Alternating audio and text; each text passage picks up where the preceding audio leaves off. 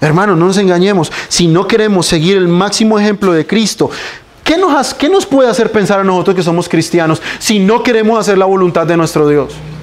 Si no nos interesa en lo más mínimo saber en todas las áreas de nuestra vida qué es lo que Dios demanda de nosotros, si no hay un pleno deseo, una disposición de nuestro corazón en hacer lo que Dios dice.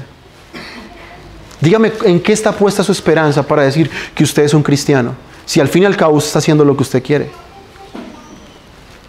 Ahora, sabemos, hermanos, que no podemos hacer la voluntad de Dios perfectamente, pero en el creyente se encuentra ese impulso que le lleva a cuestionarse constantemente si él está haciendo la voluntad suya propia, egoísta, o está haciendo la voluntad de Dios. Y eso es lo que Santiago está cuestionando de los creyentes aquí a quien les está escribiendo.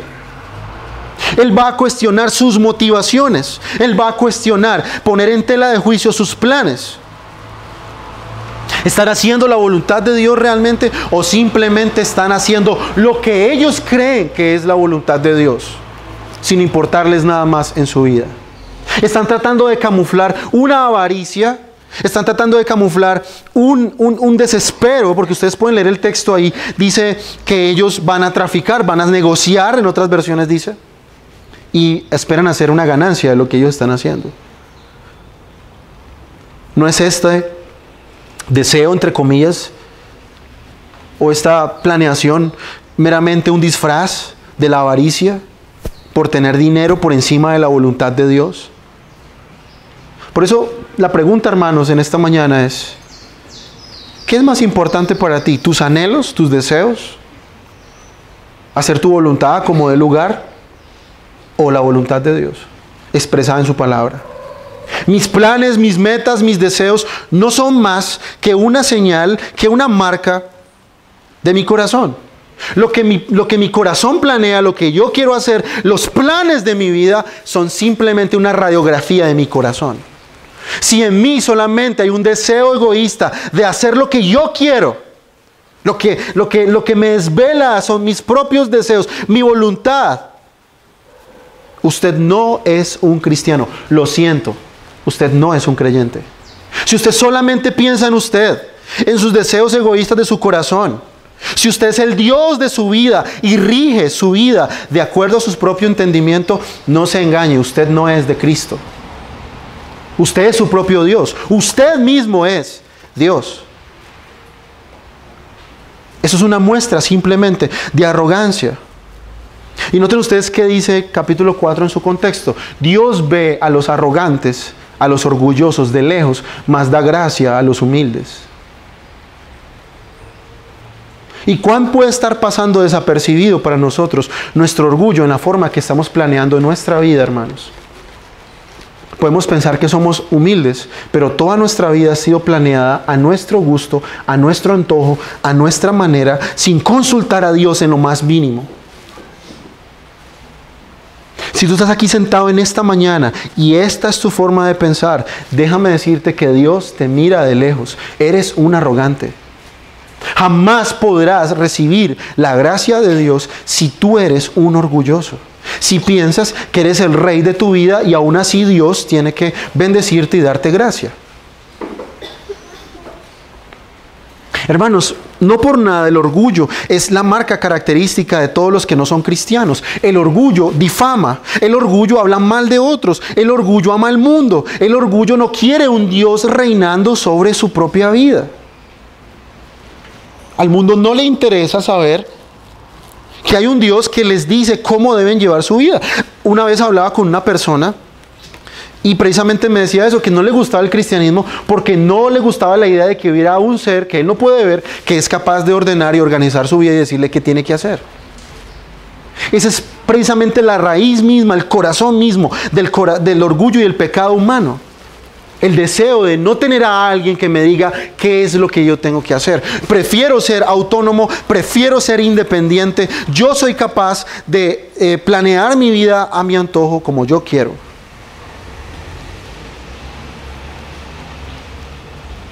Ahora, solo los que han venido a Cristo Jesús y los que han rendido su vida delante de Él son lo suficientemente humildes para poner sus planes y para poner todas sus metas a los pies de Cristo.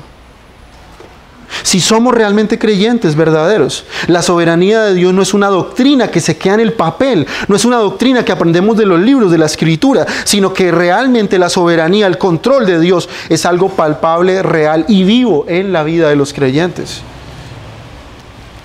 Y su voluntad, ¿qué es su voluntad, hermanos, para Dios, para un creyente? ¿Qué es la voluntad de Dios para alguien que se dice ser cristiano? No es más que algo que el creyente anhela y se deleita en hacer. Hay un deleite en el corazón del creyente que le lleva a hacer la voluntad de Dios. Puede decir juntamente con Jesús ahí en el libro de Hebreos: he aquí está escrito de mí en el libro de la ley. Y aquí, ¿qué dice? Es mi deleite y mi delicia hacer tu voluntad. Hay un deleite y una delicia en el cristiano en vivir en la voluntad de Dios, y hay un gozo, un privilegio, un placer de ser guiado por Dios. Así que, hermanos, en esta mañana vamos a examinar este pasaje en 3 sencillos puntos. En primer lugar, vamos a ver el examen de la soberbia. Vamos a ver cómo Santiago desbarata este pensamiento, esta cosmovisión humana con respecto a la forma de planear la vida de una manera arrogante. En segundo lugar, vamos a ver la necedad de la soberbia. ¿Cuán necios son los que planean su vida de esa manera? Y en tercer lugar, él nos va a mostrar cómo deshacernos de esa soberbia. Y nos da inclusive en el texto una advertencia contra los que persisten en esto. Así que en primer lugar vamos a entrar a nuestro texto, en nuestro primer punto, el examen de la soberbia. Versículo 13. Dice: vamos ahora los que decís, hoy y mañana iremos a tal ciudad y estaremos allá un año y haremos negocio y ganaremos. Santiago comienza mostrándonos un examen de si una persona es soberbia o arrogante con respecto a hacer la voluntad de Dios o no. Santiago quiere dejarnos claro en el texto cómo podemos identificar si en nuestros corazones, si en nuestra vida hay un deseo de hacer la voluntad de Dios o hacer nuestros propios planes, de poner a Dios primero o colocar nuestros planes primero. Santiago usa una ilustración, algunos dicen que es una ilustración, otros dicen que realmente eran hombres judíos adinerados que se identificaban como creyentes y estaban haciendo negocios. Cualquiera que sea la situación, Santiago quiere mostrarnos allí a un hombre de negocios que está planeando ir en un viaje para ganar dinero. Santiago nos quiere mostrar a una persona que está haciendo planes, ¿cierto? Puede ser un ejecutivo de una empresa, puede ser una persona que tiene muchos almacenes, puede ser una persona que tiene muchas posesiones y bienes, y está haciendo obviamente planes para seguir trabajando. Ahora, cualquiera de nosotros podemos ser esta persona a que se relata en este texto. Cualquiera de nosotros podemos ser este que está aquí citado. Ahora, ¿en qué sentido? En que nosotros trabajamos y queremos tener una ganancia. Todos nosotros trabajamos porque pues lo hacemos por un sueldo. Yo que aquí nadie trabaja gratis, ¿cierto? Todos nosotros trabajamos, desempeñamos una labor porque en nosotros hay un deseo de ganar un sueldo, un dinero, de obtener un beneficio de eso. Nuestras familias dependen de nosotros, de nuestros empleos, y obviamente hay una necesidad de hacer ganancia. Ahora, no hay nada de malo en esto, hermanos. Quiero aclarar eso en primer lugar. No es malo para nosotros trabajar. Si alguien piensa aquí que trabajar es malo, pues debería ir a Génesis 1 y ver cómo la Escritura nos muestra que Adán trabajó antes de la caída. No hay nada de malo en nosotros querer hacer un negocio y ganar algo, ¿cierto? Es todo lo contrario, nuestro deber es trabajar, es producir. Entonces, ¿cuál es realmente el problema que Santiago quiere plantear aquí si no es el trabajar? El problema radica en que podemos estar ignorando completamente la voluntad de Dios. Nuestras vidas pueden estar tan absorbidas por nuestros planes, por nuestros anhelos, que la voluntad de Dios para nosotros no existe o no es considerada en el día a día. Estamos tan enfocados en hacer cosas que inclusive se pueden disfrazar de algo lícito, algo legítimo, como el sostener nuestras familias, que Dios no es realmente considerado para nada en esos planes. Y eso es lo que nos muestra el versículo 13. Una actitud normal, una planeación, el ser precavido no es algo que la Biblia prohíba. Pero el verso siguiente nos demuestra lo que hay detrás de las palabras de este comerciante. Y yo quiero llamar antes de eso su atención a la palabra vamos ahora. Es una expresión llamativa. Santiago quiere llamar la atención de estos hermanos hacia un asunto de ser soberbios en cómo llevar su vida. Si ustedes ven el capítulo 5, versículo 1, Santiago usa la misma palabra allí, luego para llamar la atención de los ricos. Es como Santiago les estuviera diciendo, hey, quiero hablarles algo, quiero decirles algo, quiero llamar vuestra atención. Es una planeación segura la del versículo 13. Se habla de tiempo, se habla de lugares. Miren ustedes cómo Santiago nos demuestra cómo en el corazón de una persona la soberbia se manifiesta cuando hace planes. Dice el texto. Vamos ahora a los que decís, hoy y mañana iremos a tal ciudad. La persona que es arrogante cuenta con el tiempo. Ellos creen que ellos son los artífices del tiempo y ellos pueden planear precisamente cuánto se van a demorar, cuánto tiempo les va a tomar hacer algo. Ellos cuentan con tiempo, un año, unos meses, unos días, tiempo suficiente para desplazarse por un lugar. Mire que el texto dice, iremos a tal ciudad y estaremos allá un año. Es una planeación arrogante. Ellos ya prefijaron el inicio y el final. Inclusive dijeron hasta dónde iban a ir. Dice, iremos a tal ciudad. Una persona prepotente, una persona que planea su vida de una forma arrogante, cree que él es dueño del tiempo y cree que él es dueño de los lugares a donde él va. Él está tan plenamente seguro que en ese tiempo no va a pasar nada. Él cree que tiene el tiempo suficiente para desplazarse por muchos sitios. El soberbio es una persona segura. Está tan segura de que todo se llevará a cabo justo como lo ha planeado. Él lleva su agenda punto a punto como él cree. Él lleva un itinerario establecido por él mismo. Hay mucha seguridad en sus palabras. Elige lo que va a hacer, negociar, traficar. Y es más, la persona arrogante es tan arrogante que él cree y él piensa que va a obtener un beneficio de lo que está haciendo. El texto nos dice que esas personas estaban tan seguras que creen que iban a ganar algo. Dice, y ganaremos. Planea tantas las cosas con tanto detalle que hasta esa persona piensa que conoce el resultado de sus negocios. Está tan seguro de que va a obtener ganancias. Eso es precisamente lo que Santiago quiere mostrarnos. El soberbio tiene todo planeado. Después de todo, él es su mismo jefe. Él es su propio Dios. Dios está desplazado de sus planes. No se contempla la posibilidad de que Dios irrumpa y dañe, destruya esos planes en cualquier momento. El soberbio, como vimos en el contexto del capítulo 4, no solamente se exalta por encima de la ley siendo juez de otros. El soberbio también se sienta en el trono de Dios y cree que él puede dominar el mundo, el tiempo, los lugares y la vida de los demás y su propia vida. No solo le basta con establecer su propio estándar moral, sino que él establece su propia soberanía. Esa es la señal de un corazón orgulloso, un corazón prepotente. El que dirige su vida a su antojo no solo tiene su propia ley, hermanos. No tiene su propio estándar para juzgar a otros, sino que piensa que él tiene el poder para ir a donde quiera, en el tiempo donde quiera, con los tiempos especificados, a los lugares especificados. Él cree que puede manejar su vida a su antojo. Ahora la pregunta es, ¿esta es la característica de tu vida, mi querido hermano y hermana y amigo que estás aquí? No solo juzgas a otros con hostilidad, con odio, sino que llevas tu vida como si tú fueras Dios, planeando los tiempos, los lugares donde tú crees que vas a ir, sin tener en cuenta a Dios. ¿Crees tú que tienes la soberanía de Dios mismo para controlar cada situación? ¿Sabes lo que va a pasar mañana? ¿Estás plenamente seguro de lo que va a ocurrir inclusive esta tarde? Si tú crees que tienes las respuestas, déjame decirte, mi querido amigo y hermano, que eso es presunción. ¿Puedes decir con total seguridad dónde estarás mañana a las 7 de la noche? ¿Puedes decirme tú dónde estarás dentro de un mes a las 10 de la mañana? ¿Me lo puedes decir? ¿Eres capaz de decírmelo? ¿Con total certeza, con total claridad? Si tú crees que tienes la respuesta a estas preguntas, eres un presuntuoso. Estás asegurando cosas en el aire, como si de verdad tuvieras el poder para llevarlas a cabo. Por eso la pregunta es, mi querido amigo y hermano, ¿tienes a Dios fuera de tu vida? Probablemente tú dices que crees en Dios, pero tu vida está totalmente planeada a tu antojo, a tu gusto, independientemente de Él. Si es así, mi querido hermano, tu fe es una fe falsa, no es una fe práctica, una fe que realmente confía y se somete a la providencia de Dios. No pasas el examen de la soberbia, eres un presuntuoso y un soberbio si piensas así.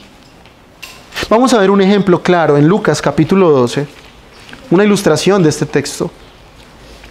Versículo 16.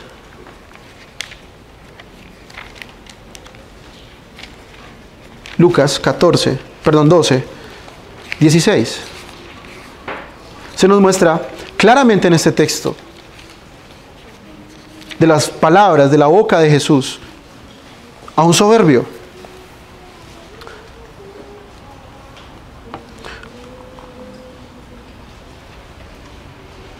Dice versículo 16, esto lo hemos estudiado aquí los jueves. Y le refirió una parábola diciendo, hablando de Jesús, las tierras de un hombre rico habían producido mucho. Y él pensaba dentro de sí diciendo, ¿qué haré? Porque no tengo dónde juntar mis frutos. Y dijo, esto haré, derribaré mis graneros y los edificaré mayores, y allí juntaré a todos mis frutos y mis bienes. Y diré a mi alma, muchos bienes tienes almacenados para muchos años. Repósate, come, bebe y regocíjate. Hasta ahí estamos viendo a un hombre que es la clara ilustración de este pasaje que estamos viendo.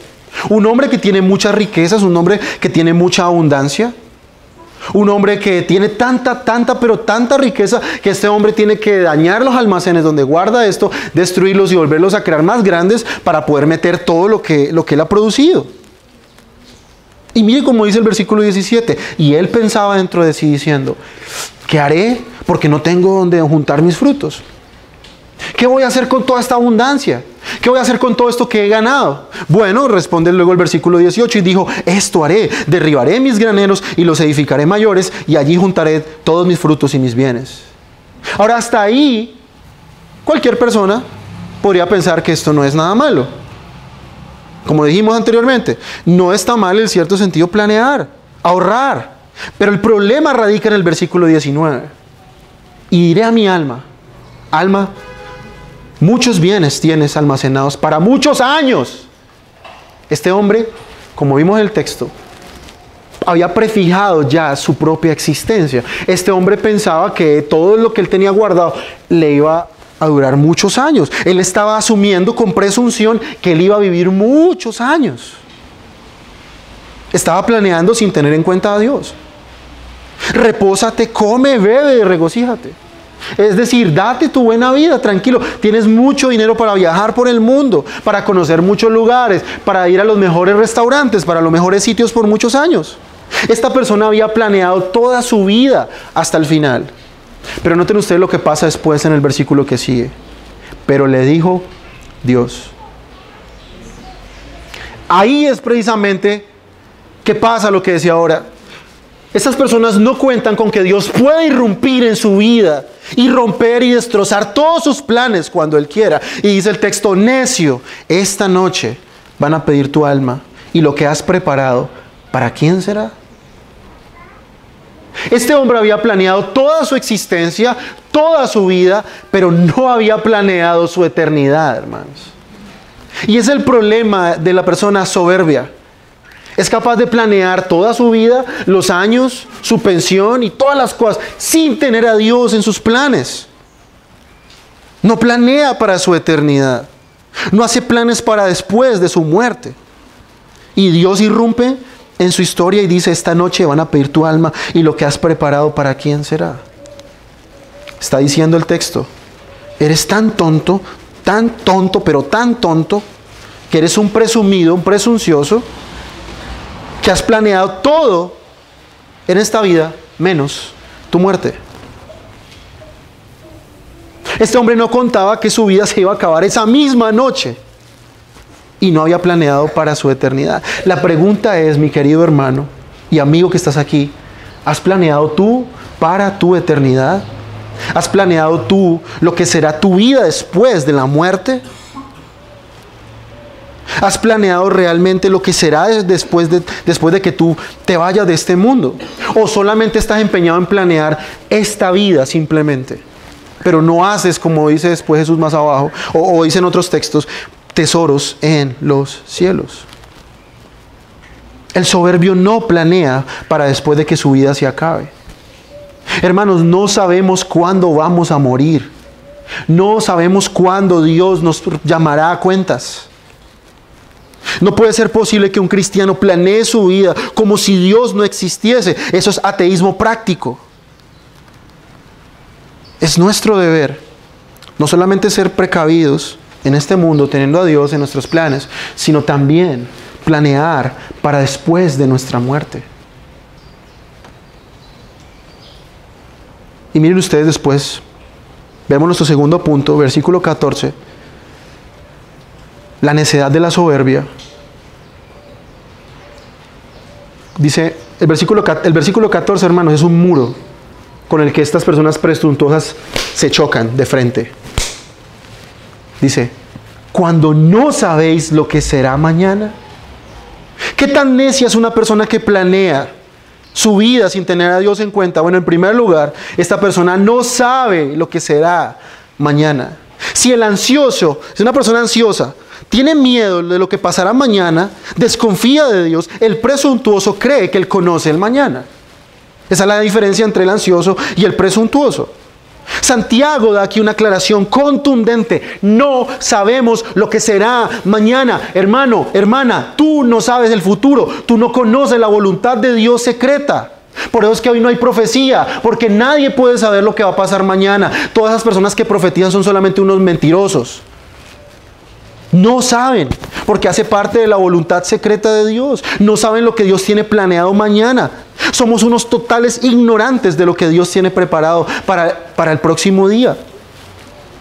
Y muchas veces caemos en hacer planes de manera arrogante, demostrando cuán necios somos, cuán tontos, como dice en el texto de Lucas, cuán tontos actuamos sin depender de Dios. Hermanos, Dios tiene muchos planes que no conocemos, que no sabemos. Cosas que nos llegan así, de imprevisto. Cosas que ocurren en nuestra vida sin pensarlo. Ahí es cuando Dios le habla al creyente diciendo, yo tengo el control de tu vida, tú no la puedes controlar, yo sé lo que va a pasar mañana. Dice el libro de Isaías, yo planeo el final desde el principio, yo sé lo que ha de pasar al final desde el inicio. ¿Cuánto desconocemos, hermanos? Totalmente, que no hay forma de saber lo que va a pasar mañana. Los planes de todos los días, hermanos, son desconocidos para la mente humana, lo que Dios planea.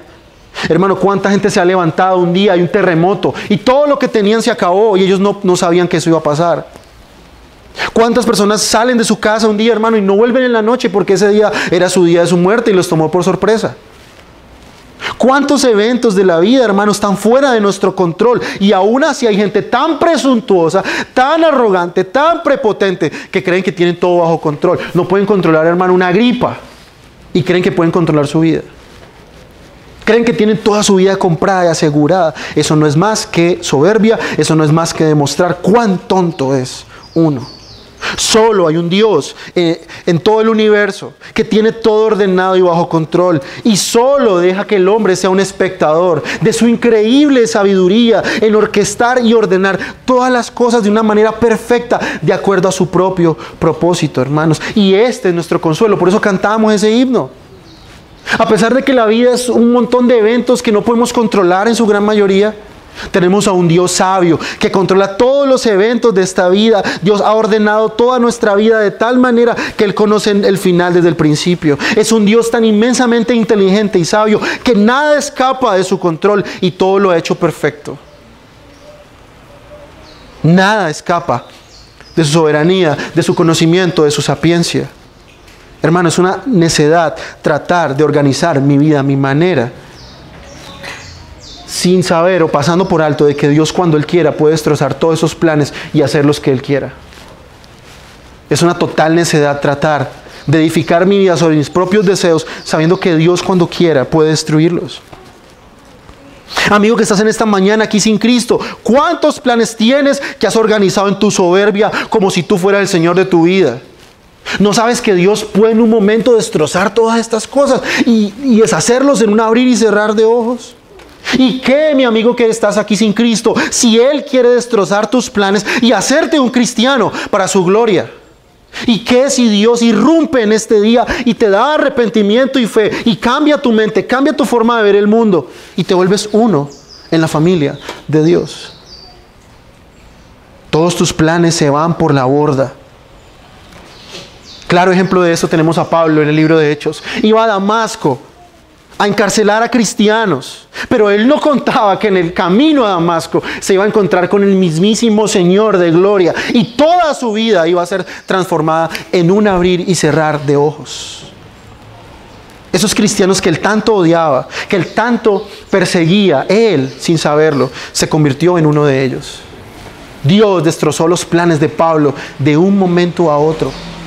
¿Quién puede detener la mano de nuestro Dios cuando Él actúa? Él puede destrozar nuestros planes como polvo, solo para que nosotros seamos hechos a la imagen de Cristo. Así que, hermanos, no seamos necios en nuestra forma de pensar. Encomendemos nuestro camino al Señor. Proverbios 3:5 lo muestra claramente. Dice la palabra de nuestro Dios: fíate de Jehová de todo tu corazón y no te apoyes en tu propia prudencia. Reconócelo en todos tus caminos y Él enderezará tus veredas. No seas sabio en tu propia opinión. Teme a Jehová y apártate del mal, porque será medicina a tu cuerpo y refrigerio para tus huesos. Es una necedad, hermanos, tratar de planear todo nuestro destino de una forma soberbia, ya que no somos nada. Y mire lo que dice después Santiago. Porque ¿qué es vuestra vida? Hermano, ¿qué es nuestra vida? Ciertamente es un vapor que aparece por un poco de tiempo y luego se desvanece. Hermanos, ¿qué es nuestra vida? Es algo, Santiago es una ilustración aquí vívida y nos muestra que es un vapor. ¿Ustedes han visto el vapor, hermanos? Una olla cuando está hirviendo, cómo el vapor sale así y luego desaparece.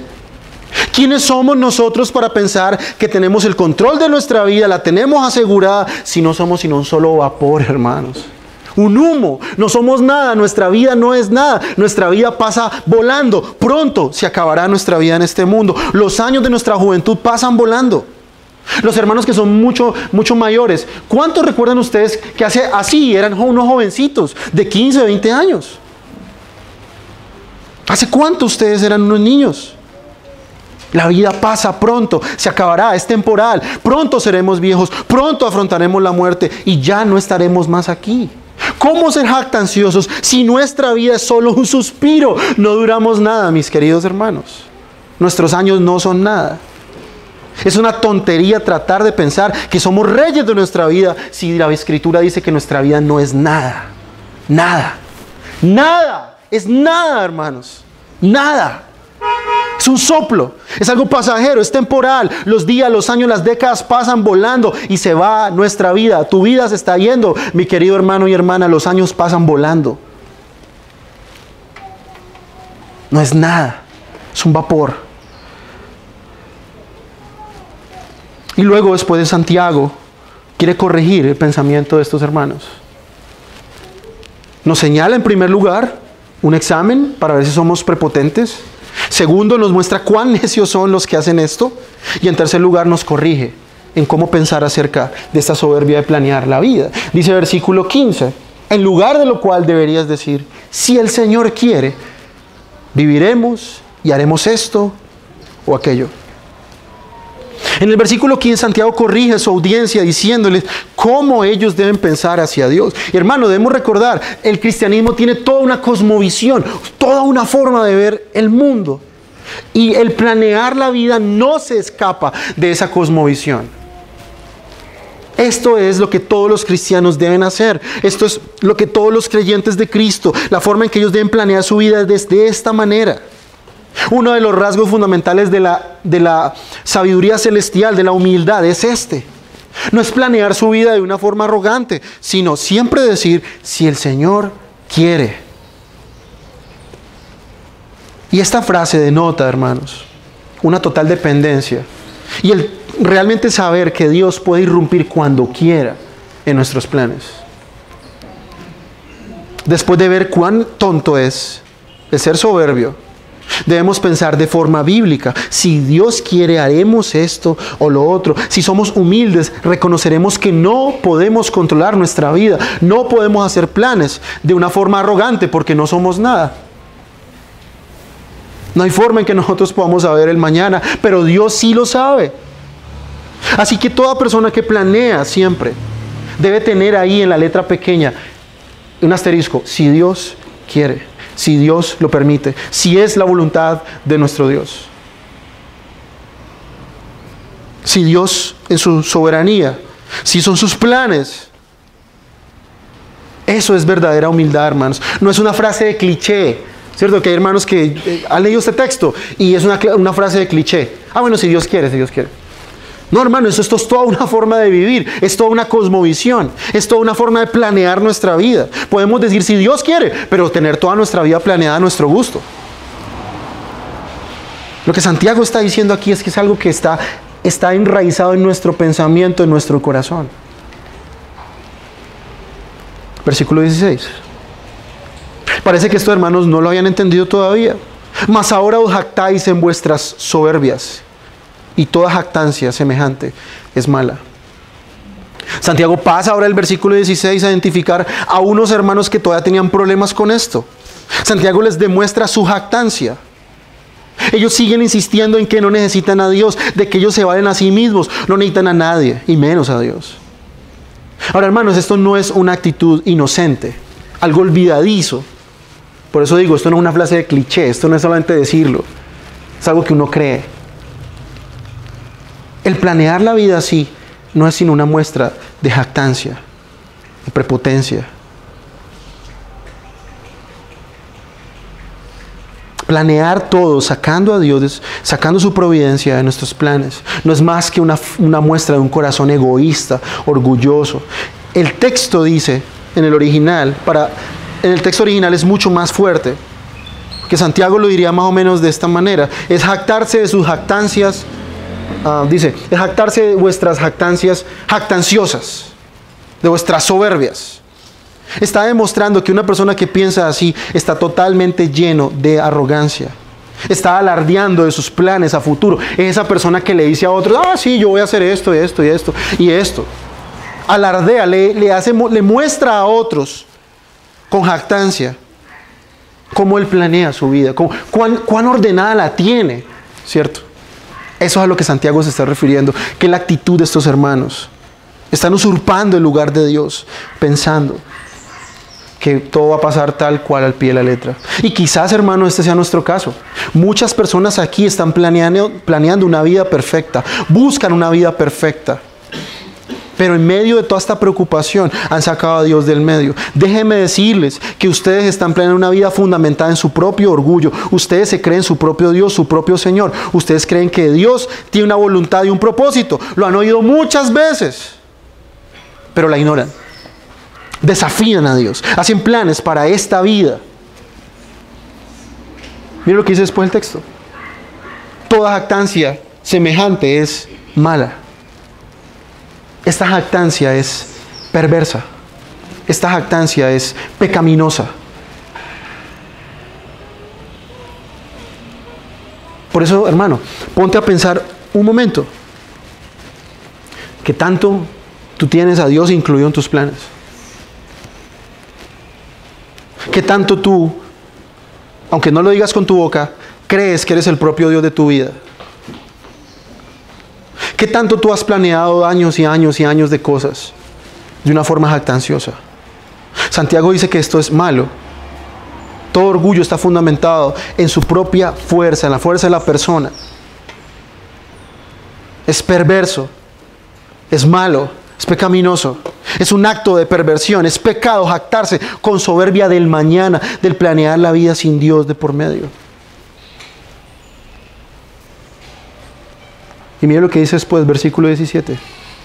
Así que al que sabe hacer lo bueno y no lo hace, le es pecado. Ahora, muchos cristianos usan este texto para justificar toda clase de pecados de omisión. Y es verdad, pero ustedes ven el contexto, se aplica principalmente al hecho de que yo sé que hay un Dios soberano, hay un Dios que controla todo el universo, pero a mí no me importa. Yo quiero hacer las cosas a mi manera. Santiago está hablando aquí a aquellas personas que se sientan en una iglesia cada domingo y han escuchado toda clase de verdades bíblicas y aún así esas cosas son como el teflón, le resbala, hermanos, le resbala. Oyen todo, se sientan aquí, escuchan sermones tras sermones acerca de quién es Dios, pero a esa persona no le importa, él sigue planeando su vida a su manera, a su gusto, como quiera. Dios es soberano, sí, todo eso es cierto, todo es verdad, pero no, yo tengo mis planes y tengo que hacer lo que yo quiero, y es que tengo mi carrera y tengo esto y tengo mis planes a futuro. Después de oír todas estas cosas, de saber que no podemos controlar los eventos de la vida, de que no sabemos qué pasará mañana, que somos frágiles, que nuestra vida no es nada, y aún así seguimos insistiendo en nuestra soberbia, no nos queda más que ser juzgados por Dios, por este pecado. Por eso, hermano, el que sabe hacer lo bueno y no lo hace, le es pecado. Si tú después de oír este sermón sigues persistiendo en tu soberbia, en tus planes, a pesar de lo que has oído hoy, estás pecando, eres culpable del pecado. Sabes que Dios es soberano y tú no. Sabes que debes someterte a tus planes y tu vida a Dios. Tú sabes todo lo que tienes que hacer, poner a Dios de por medio, y aún así no lo haces, aún así no te interesa. No tiene para ti la mayor importancia. Sabes que Dios es soberano y que exige nuestra obediencia, pero aún así eso no te mueve y decides seguir viviendo como si Dios no existiese. Querido amigo, querido hermano, quedas expuesto a la condenación de Dios, al juicio de Dios. Si después de oír esto no te importa en lo más mínimo hacer la voluntad de Dios y quieres seguir haciendo las cosas a tu manera, allá tú tendrás que dar cuenta a Dios.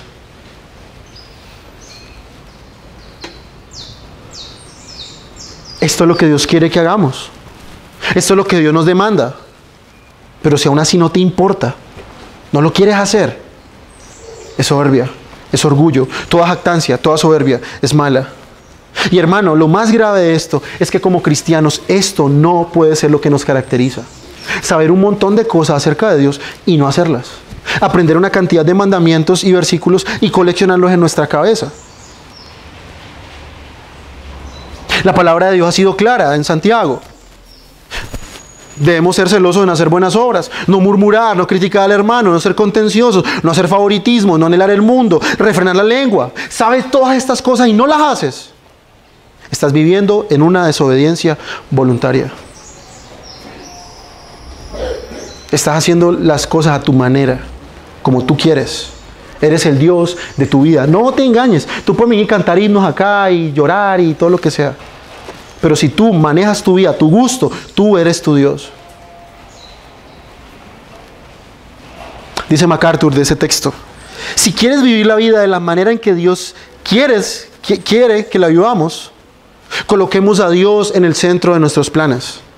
El verdadero creyente es el que busca el consejo divino. El verdadero creyente es aquel que tiene un corazón para obedecer el consejo de Dios. Y seguro hay momentos de desobediencia. Hay momentos de indiferencia, inclusive momentos en que desafiamos la voluntad de Dios. Pero en el fondo, nuestro corazón tiene el anhelo de hacer su voluntad, lo que su voluntad dicta. La sumisión a la autoridad divina, la sumisión a la voluntad de nuestro Dios, la sumisión a la providencia divina es básica para la vida de un creyente. En pocas palabras, el cristiano acepta el señorío de Cristo sobre todos sus planes. La pregunta es, hermano, ¿es Cristo tu Señor? Eso se va reflejado en la forma en que tú planeas tu vida, cómo tú llevas tu vida, cómo la manejas. Si este sermón te ha llegado al corazón, es el momento de empezar a vivir en la voluntad de Dios si no lo estás haciendo. Es el momento de dejar de planear esta vida como si tú fueses Dios y empezar a vivir de lo que tú has aprendido, aplicar lo que has aprendido hoy. Amar tu palabra, llenarse de la palabra, conocer más la palabra e ir organizando tu vida de acuerdo a la voluntad de Dios expresada en su palabra. Ahora, ¿sabes por qué, mi querido hermano? Porque en el día final no importará nada más sino si tú hiciste o no la voluntad de Dios. Mateo 7:21. Y muchos me dirán en aquel día: Señor, Señor, y profeticé, e hice esto, e hice lo otro. ¿Y qué dice Jesús? Apartados de mí, yo no los conozco. Ustedes, hacedores de maldad. Y la palabra hacedor de maldad se traduce en el original como una persona que vivió sin ley, sin hacer la voluntad de otra persona, vivió como quiso. Mateo 24, el día del juicio final, unos a la derecha, otros a la izquierda. ¿Y qué dice? Ustedes me visitaron, ustedes me ayudaron cuando estaba enfermo, ustedes hicieron la voluntad de Dios. ¿Y ustedes? Ustedes no la hicieron. Y no estamos diciendo que es salvación por obras, no. Pero el hacer la voluntad de Dios realmente es lo que demuestra si somos cristianos verdaderos o no. En el día final, eso es lo que nos justificará por medio de las obras, como dice Santiago, delante de los hombres. Así que sí importa, hermano. Daremos cuenta de lo que hicimos en este mundo. Y no importará, Señor, pero es que pues usted sabe, yo hice 2 doctorados y 3 maestrías y pues sí, tú sabes, yo no me pude ocupar de mi familia porque pues andaba muy ocupado.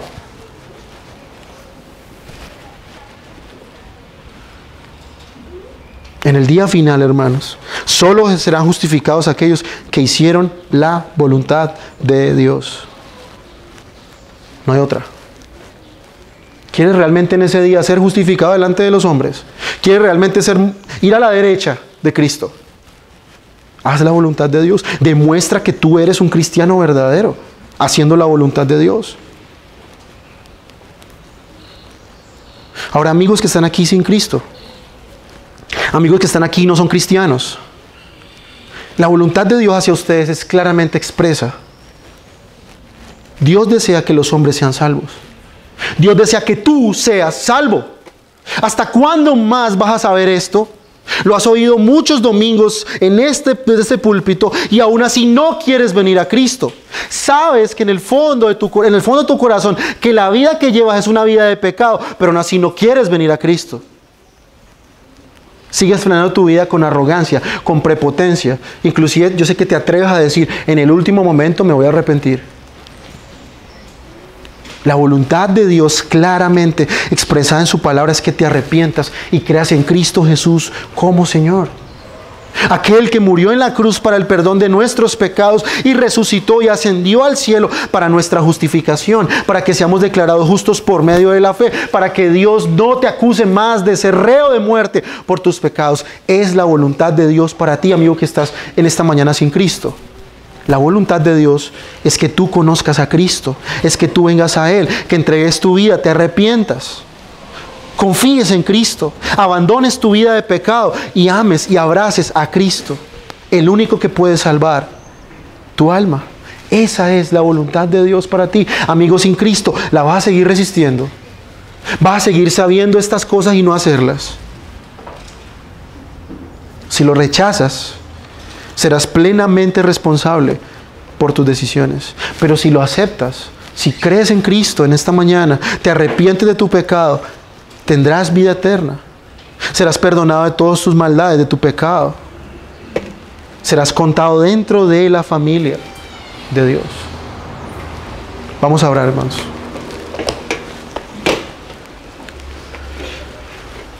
Señor, te damos gracias.